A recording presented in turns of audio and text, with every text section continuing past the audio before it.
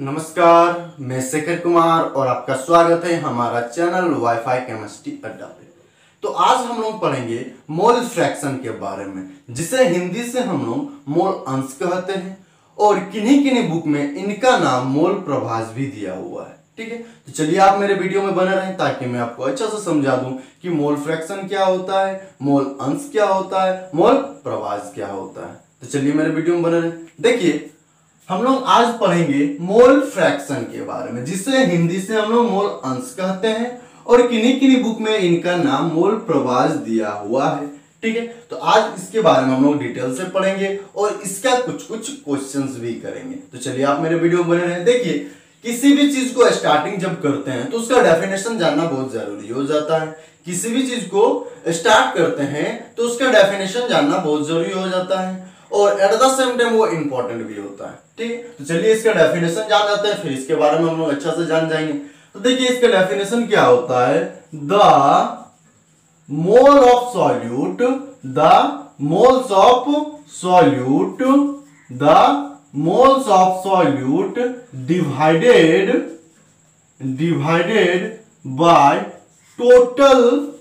Divided by total moles of solution, divided by total moles of solution. देखिए क्या है definition, ध्यान दीजिए। द मोल्स ऑफ सॉल्यूट, जब मोल्स ऑफ सॉल्यूट को डिवाइड कर देंगे मोल ऑफ सॉल्यूशन के साथ तो मेरा मोल फ्रैक्शन निकल जाएगा। क्या हो जाएगा, जब मोल्स ऑफ सॉल्यूट को डिवाइड कर देंगे मोल्स ऑफ सॉल्यूशन के साथ तो मेरा मोल फ्रैक्शन निकल जाएगा। और इट इज डिनोटेड बाय, देखिए इट इज डिनोटेड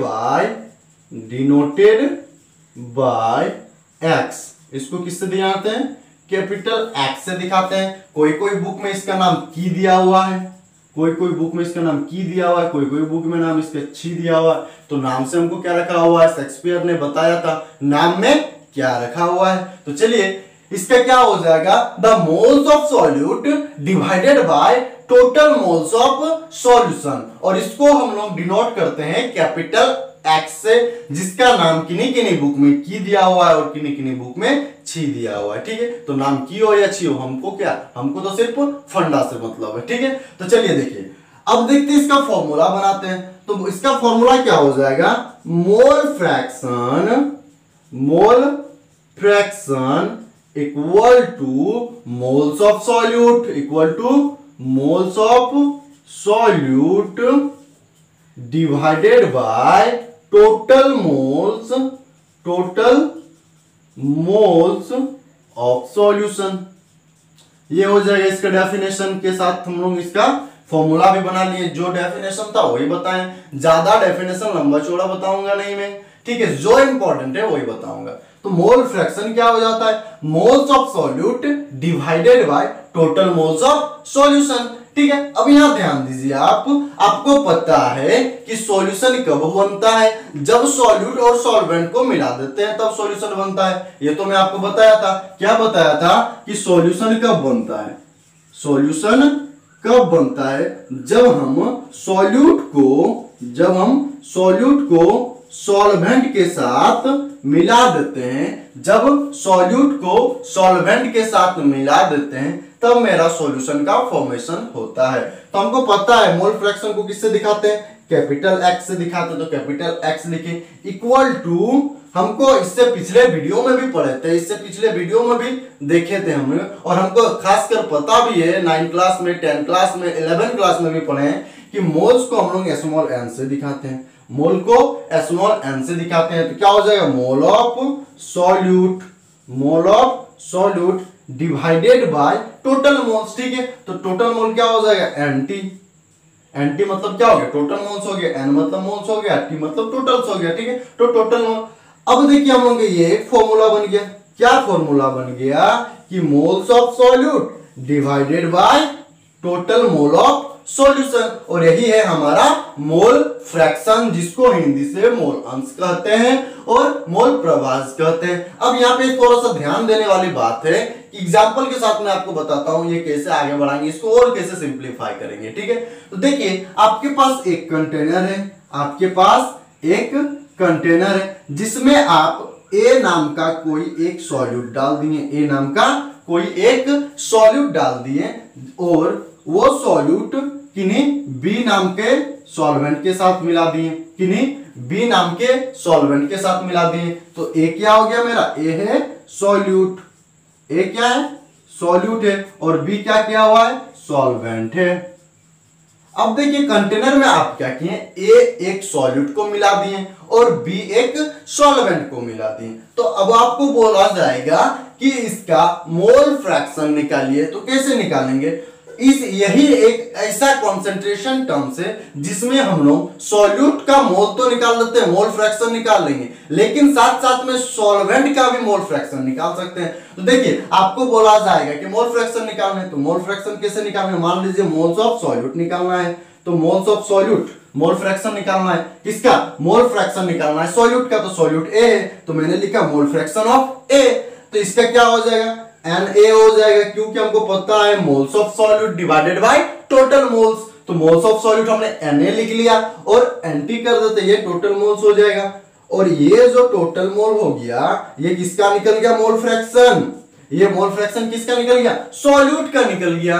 कैसे सॉल्यूट का निकला जब हम लोग मोल ऑफ सॉल्यूट को डिवाइड कर दिए टोटल मोल से, तो मैंने सॉल्यूट का मोल फ्रैक्शन निकाल लिया। अब आपको इन द केस एग्जाम्पल में दिया हुआ रहेगा और बोला जाएगा कि आप मोल फ्रैक्शन बी का निकालिए, मतलब मोल फ्रैक्शन ऑफ सॉल्वेंट का निकालिए। तो मोल फ्रैक्शन ऑफ सॉल्वेंट का कैसे निकालोगे बताइए, मोल फ्रैक्शन सॉल्वेंट का कैसे निकालोगे।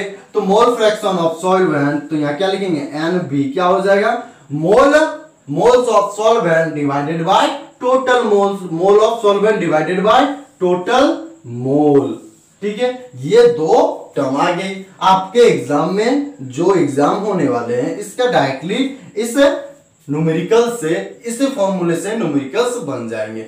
देखिए क्या है, फिर से ध्यान दीजिए। जैसे हम लोग कंटेनर में एक सॉल्यूट डाला जिसका नाम ए था और दूसरा सॉल्वेंट डाले जिसका नाम बी था, ठीक है। अब आपको बोला जा रहा है कि मोल फ्रैक्शन निकालिए ए का और बी का, मतलब मोल फ्रैक्शन सॉल्यूट का निकालिए और मोल फ्रैक्शन सॉल्वेंट का निकालिए। तो मोल फ्रैक्शन सॉल्यूट क्या हो जाए, हमने फॉर्मूला पढ़ा था moles of solute divided by total moles. तो मोल ऑफ Na ए का क्या है सॉल्यूट है, तो मोल ऑफ ए और टोटल मोल ऑफ सॉल्यूशन। आपने ये फॉर्मूला पुट किया तो आपका आंसर आ जाएगा। अब उसी तरह XB equal to NB by NT हो जाता है। तो XB क्या है और NB क्या है, XB है मोल फ्रैक्शन ऑफ सॉल्वेंट, ठीक है।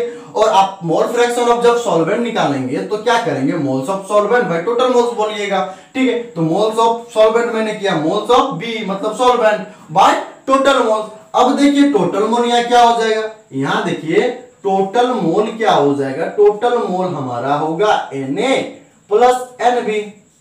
हमको पता है कि सॉल्यूशन होता क्या है, सॉल्यूशन होता क्या है, जब हम लोग सॉल्यूट और सॉल्वेंट को मिला देते हैं तो सॉल्यूशन बनता है। तो टोटल मोल्स ऑफ सॉल्यूशन बोला गया है, तो टोटल मोल्स ऑफ सॉल्यूशन क्या होगा, जब मोल ऑफ सॉल्यूट को और मोल ऑफ सॉल्वेंट को जोड़ देंगे तो टोटल मोल्स आ जाएगा। ये समझ में आ गया।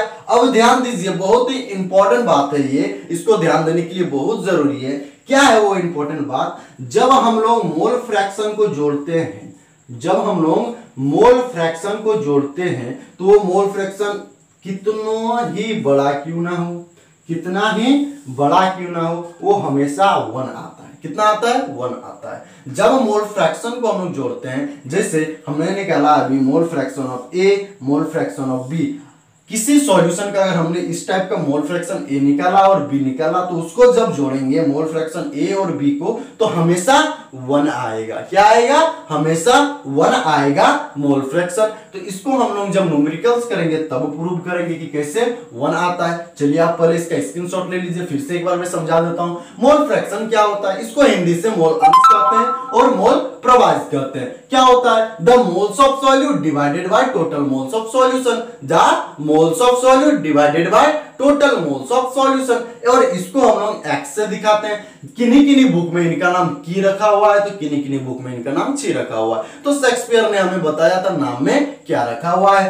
तो मोल फ्रैक्शन का फॉर्मूला क्या हो जाएगा, mole fraction equal two moles of solute divided by total moles, ठीक है, टोटल मोल्स ऑफ सॉल्यूशन। तो हमने देखा मोल फ्रैक्शन को x से दिखाते हैं और बचपन में हम लोग पढ़े थे कि मोल्स को n से दिखाते हैं तो moles of solute bye total moles. अब यहाँ पे एक एग्जांपल के साथ हमने फॉर्मूला को बनाया, क्या किसी कंटेनर में आप A नाम का कोई सॉल्वेंट डालते हो और किसी कंटेनर में, उसी कंटेनर में आप B नाम का सॉल्वेंट को डालते हो, तो मोल फ्रैक्शन ऑफ A बोला जाएगा मतलब सॉल्वेंट, तो मोल फ्रैक्शन ऑफ सॉल्यूट बोला जाएगा तो क्या करेंगे moles of solute divided by total moles. अगर बोला जाएगा मोल फ्रैक्शन ऑफ सॉल्वेंट निकालिए तो NXB mole fraction of solvent equal to क्या हो जाएगा moles of solvent divided by total moles. और हम लोग देखिए तो टोटल मोल क्या होता है, जब सॉल्यूट और सॉल्वेंट को मिला देते तो सॉल्यूशन का टोटल मोल निकल जाएगा। तो देखिए मैंने सॉल्यूट और सॉल्वेंट को मिला दिया तो NT भी निकल गया। अब देखिए एक बहुत ही इंपॉर्टेंट बात है, XA plus XB equal to 1 होता है, मतलब सारे मोल फ्रैक्शन को जब जोड़ देंगे तो उनका वैल्यू 1 आता है। कितना आता है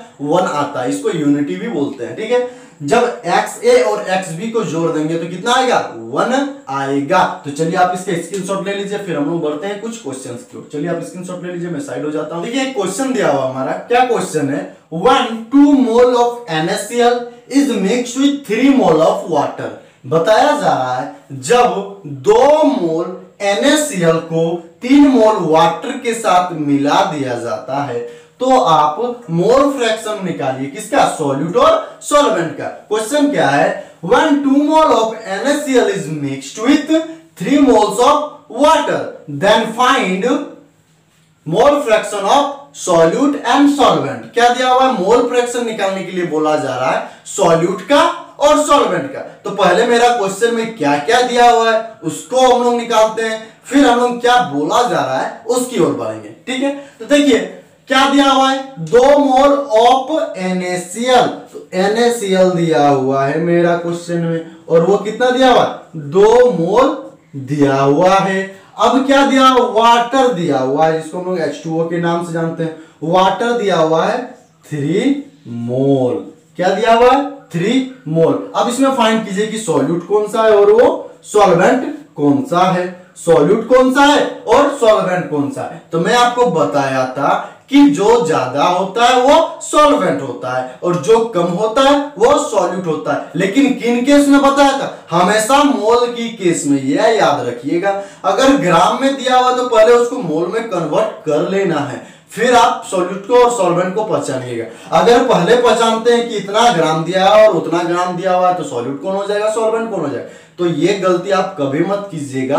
सॉल्यूट और सॉल्वेंट ज्यादा और कम में आपको पहचानना है तो पहले उसको मोल में कन्वर्ट कर लीजिएगा। तो देखिए कौन है हमारा यहाँ सॉल्वेंट, सॉल्वेंट है हमारा 3 मोल, तो लिखिए सॉल्वेंट, सॉल्वेंट 3 मोल, और NaCl है सॉल्यूट, NaCl है सॉल्यूट। और हमको पता है कि सॉल्यूट को A से डिनोट करते हैं और सॉल्वेंट को B से डिनोट करते हैं। तो आपको क्या निकालना है अब मोल फ्रैक्शन निकालना है। मोल फ्रैक्शन किसका निकालना है सॉल्यूट का। चलिए पहले हम सॉल्यूट के निकालते हैं। Mole fraction of solute equal to क्या हो जाएगा total mole of solute divided by total mole, ये होता है mole of solute divided by total mole. क्या हो जाएगा mole of solute divided by total mole. तो इसके जगह हम लोग वैल्यू पुट करते हैं, कितना हो जाएगा मोल ऑफ सॉल्यूट कितना दिया हुआ है 2 मोल दिया हुआ है तो लिखिए 2 मोल, 2 मोल। अब इसको डिवाइड करते हैं हम लोग टोटल मोल से, तो हमको पता है, ध्यान दीजिए कि टोटल मोल इक्वल टू क्या होता है mole of solute plus mole of solvent, mole of solute plus mole of solvent. तो देखिए मोल ऑफ सॉल्यूट कितना दिया हुआ है 2 मोल दिया हुआ है, तो 2 मोल प्लस और सॉल्यूट का 3 मोल दिया, सॉल्वेंट का 3 मोल दिया हुआ है, तो टोटल कितना हो जाएगा 5 मोल। और ये मेरा क्या हो गया NT हो गया, मतलब टोटल मोल। तो ये क्या हो जाएगा 5 मोल। अब इसको जब कैलकुलेशन करेंगे तो मोल और मोल पहले कट जाएगा। और ये याद रखिएगा हमेशा कि मोल फ्रैक्शन का यूनिट लेस होता है, मोल फ्रैक्शन यूनिट लेस होता है, इसका यूनिटी 1 होता है या यूनिटी बोलिए इसको। इसका यूनिट अगर आपको एग्जाम में पूछा दिया जाए तो देखिए हमने मोल मोल को काट दिया तो क्या बन गया 2/5 हो गया। और 2/5 क्या है मेरा XA है, मतलब मोल फ्रैक्शन ऑफ सॉल्यूट है, 2/5 मोल फ्रैक्शन ऑफ सॉल्यूट है। और आपको बोला जाएगा कि मोल फ्रैक्शन का यूनिट क्या होता है, तो अभी देखिए हम लोग यूनिट को निकाले, कितना यूनिट, कुछ नहीं यूनिट है, वो यूनिट लेस है।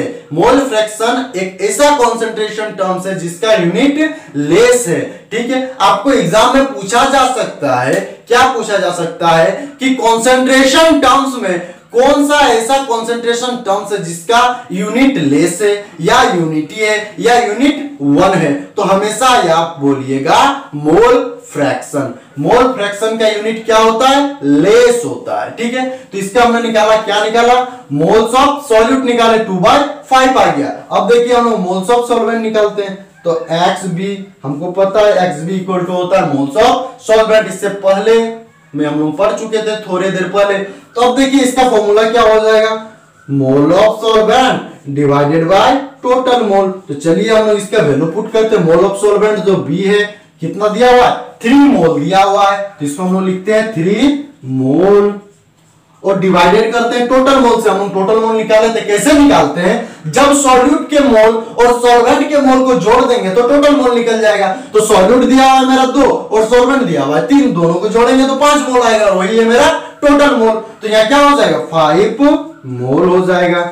अब इसको काट दीजिए तो इसका कितना आंसर हो जाएगा, 3/5 हो जाएगा। आपको क्वेश्चन में पूछा हुआ है कि find the mole fraction of solute और सॉल्वेंट, तो मोल फ्रैक्शन सॉल्यूट निकाला आपने कितना, 2/5, और मोल फ्रैक्शन ऑफ सॉल्वेंट निकाला कितना निकला, 3/5 निकला। ठीक है, अब हमको आपको एक चीज में बताया था कि थोड़ा देर पहले कि मैं आपको प्रूव करूंगा mole fraction of A plus mole fraction of B equal to 1 होता है। किसी सॉल्यूशन में जितना आपका क्वांटिटी दिया हुआ रहेगा और उसको अगर मोल फ्रैक्शन को जोड़ देंगे तो कितना आएगा, हमेशा 1 आता है। तो चलिए हम लोग देखते हैं मोल फ्रैक्शन ऑफ A कितना आया था, 2/5, तो यहाँ लिखिए 2/5 plus mole fraction of B कितना आया, 3/5। ठीक है, अब इसको हम लोग कैलकुलेशन करते हैं, एलसीएम लेते हैं, 5 2 प्लस 3 हो जाएगा और इसका कितना हो जाएगा, 5/5 हो जाएगा। ये कट के कितना आ जाएगा, 1 आ जाएगा। और मैं आपको बताया था कि मोल फ्रैक्शन ऑफ A और मोल फ्रैक्शन ऑफ B हमेशा कितना होता है, 1 होता है। कैसे हुआ मैं आपको प्रूव भी कर दिया। तो ये क्या हो गया, प्रूव हो गया। और इनके साथ साथ आपका एक क्वेश्चन